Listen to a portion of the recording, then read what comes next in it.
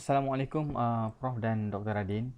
Jadi saya ada sediakan sedikit maklumat lah tentang easy cash flow kita.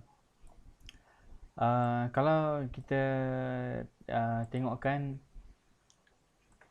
dari aspek potensi, jadi saya nampak easy cash flow kita ni dia kita boleh pasarkan sebagai dia mudah.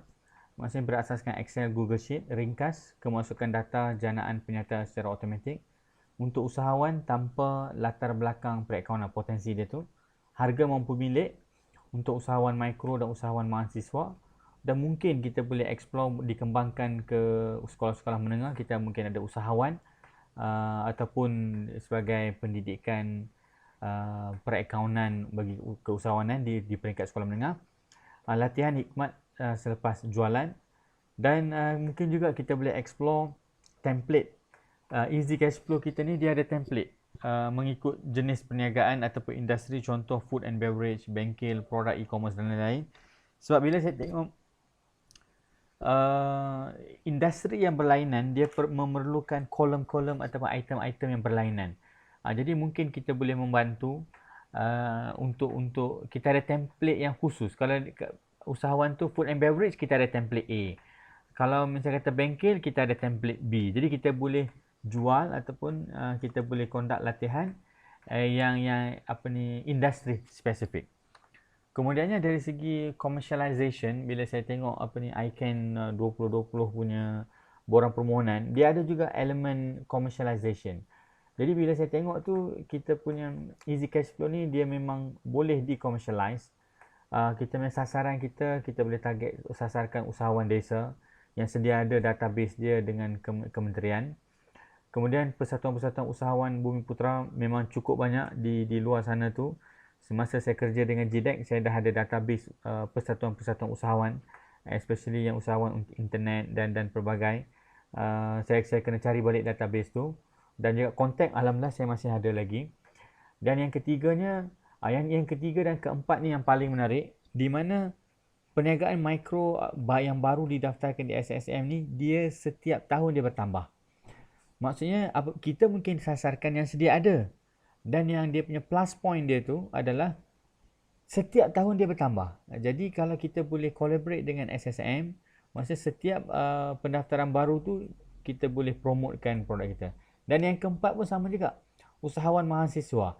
Setiap tahun mahasiswa yang baru masuk, dan kita boleh adalah certain peratus yang menjadi usahawan. Jadi mungkin kita boleh tambah lagi poin-poin yang kelima dan keenam, mungkin saya akan fikirkan lagi, yang mana usahawan-usahawan baru yang bertambah setiap tahun. Ini yang cukup menarik dari segi marketing, yang kalau kita nak sasarkan. Yang sedia ada, kadang-kadang mungkin dia dah bosan kan, asyik kita follow up ataupun kita cuba nak jual ni, jualkan easy cash flow. Tetapi apabila kita ada 3-4 ni yang baru, jadi itu cukup menarik untuk pasukan sales dan marketing, untuk dia sasarkan macam mana kita nak jualan. So ini dari segi commercialization kita nampak lah.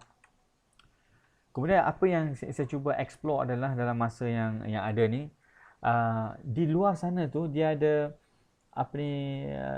kebiasaannya dia cuba pasarkan spreadsheet based accounting software, iaitu Google Excel, Google Sheet ataupun Microsoft Excel, ataupun accounting software for small business. Dia gunakan perkataan small business. Dan juga saya explore juga ciri-ciri yang ada. Ciri-ciri yang ada dan komponen-komponen yang ada dalam accounting software untuk small business. Dan yang keempatnya, apa yang features yang kita nak masuk dalam easy cash flow. Saya letak 2.0 tu maksudnya yang kita cuba nak develop, yang kita nak enhancekan easy cash flow yang sedia ada. Kemudian business model. Yang business model ni dia merujuk kepada commercialization tu lah. Kita kena fikir juga supaya kita ada bahan untuk pembentangan ataupun bahan apabila kita masuk pertandingan ke apakah, kita boleh terus masukkan. Kita dah ada maklumat. Pricing strategi pun penting. Saya pun dah melihat bagaimana software-software di luar sana dia menggunakan pricing strategi. Value added pun penting, macam mana contohnya after sales dan sebagainya.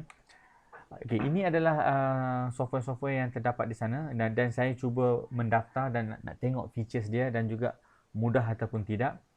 Ini QuickBooks, kemudian Buku, ni produk Malaysia, Pendle, e-count dan ini yang agak besar juga dan agak mahal. Okey. Yang produk-produk yang 4 ni, walaupun dia kata easy dan sebagainya, tetapi bila kita dah login dan masuk, tak easy juga. Memang cukup mencabar dia punya penggunaan dia. Walaupun saya dah biasa dengan software accounting, macam mencabar juga. Dan yang paling dekat dengan easy cash flow kita adalah produk ini, beginnerbookkeeping.com. Jadi saya dah register dan download. Dan bila saya tengok tu, dia menghampiri easy cash flow kita. Dia memang cukup menarik kalau kita nak enhancekan easy cash flow kita, easy cash flow 2.0.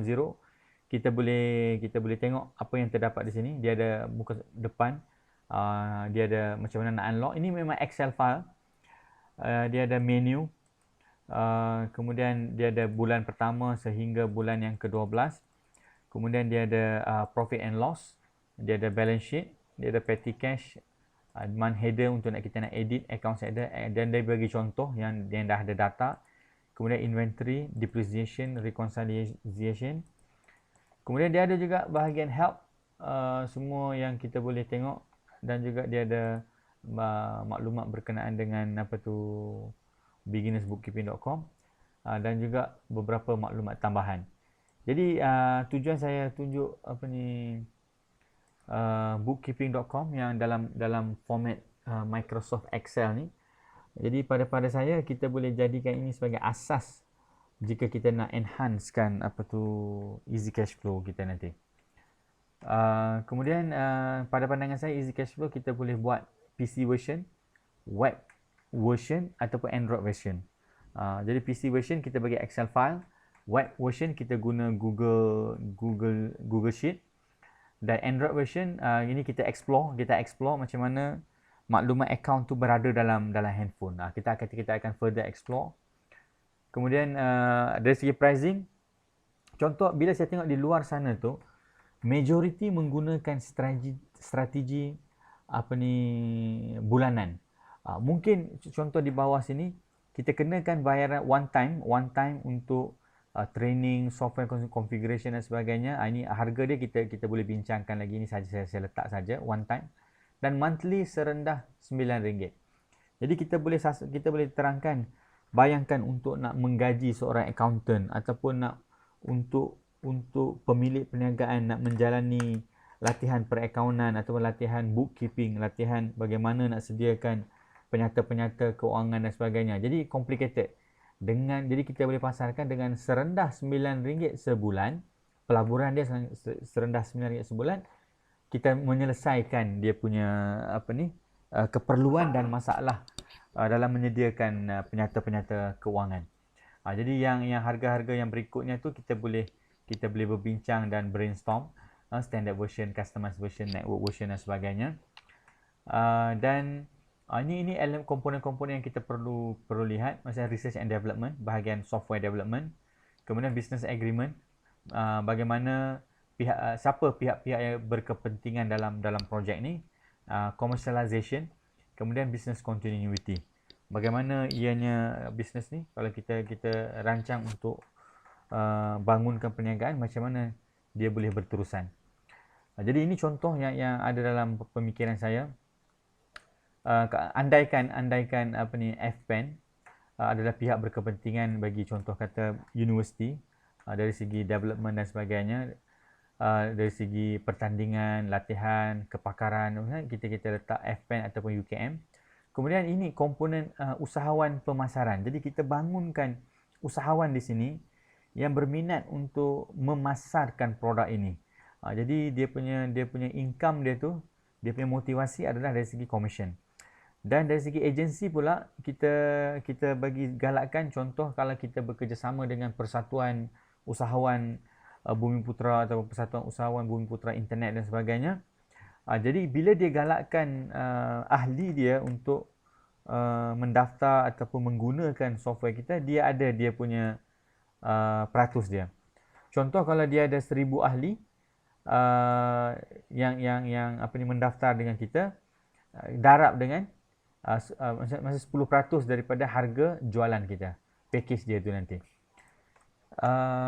Jadi itu dulu Prof dan Doktor Radin, apa yang ada dalam pemikiran saya, dan saya dah buat sedikit apa ni mengembangkan apa yang sedia ada untuk easy cash flow dan how to develop further and move forward. Jadi itu dulu Prof dan Doktor, mungkin boleh bagi feedback nanti. Terima kasih. Assalamualaikum.